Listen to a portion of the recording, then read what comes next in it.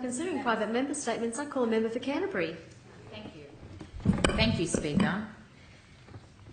Speaker, a society should pride itself on how it treats its most vulnerable. Today, this government has let down our most vulnerable.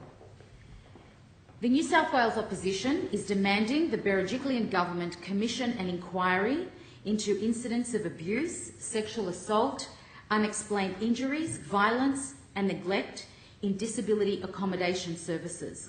This inquiry must have strong investigative powers to unearth the extent of these abuses.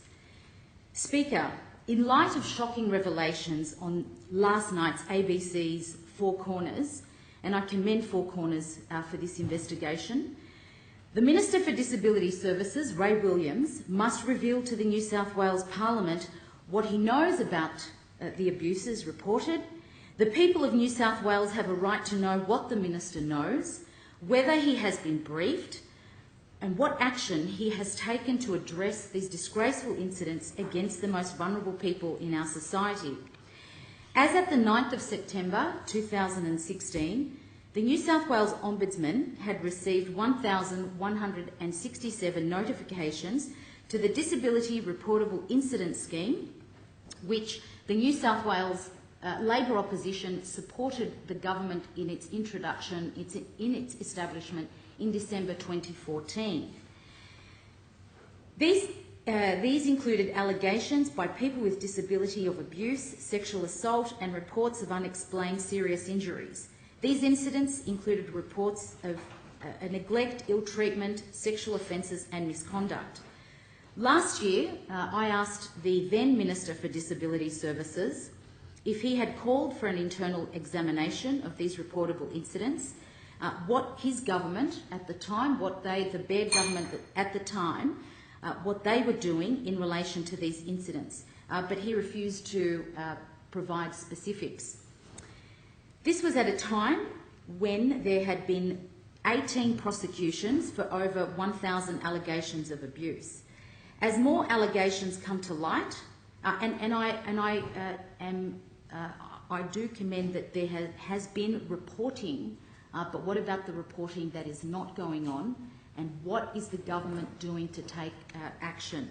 We know that the New South Wales Ombudsman is overloaded and is investigating, but what is the Berejiklian going to do today? They need to come out and make a statement.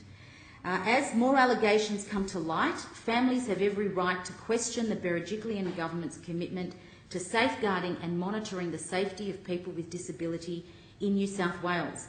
It comes at a time when people with disability, their families and carers are fearful over the uncertainty which surrounds disability services in the state after June 2018. Now, this government, this New South Wales coalition government, is the only government in Australia that is completely withdrawing from the provision of disability services. There is massive concern out in the community.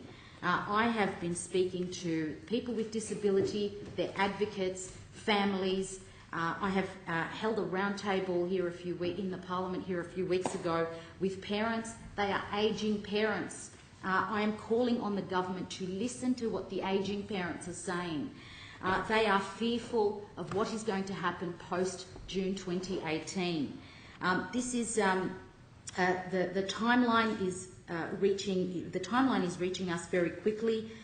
The parents have concerns about particularly those parents whose children have high complex needs, who need 24-hour care, and there is significant concern amongst the parents.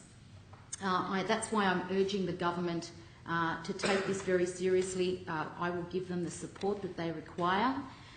But there are many unanswered questions. Parents have been telling me that they have been given 48 hours to come to a forum in relation to the transfer of their group homes. They are very concerned about what happens when many of these providers who don't have the capacity to provide for people with disability with high complex needs, what happens when they have to be relinquished? Will they be relinquished at the local emergency department at hospital? These are ageing parents. These are parents that are in their 70s and 80s. They have been fighting for a national disability scheme, which we all support and we're proud of. But this government needs to provide answers today about what will happen to these people's safeguards and quality controls.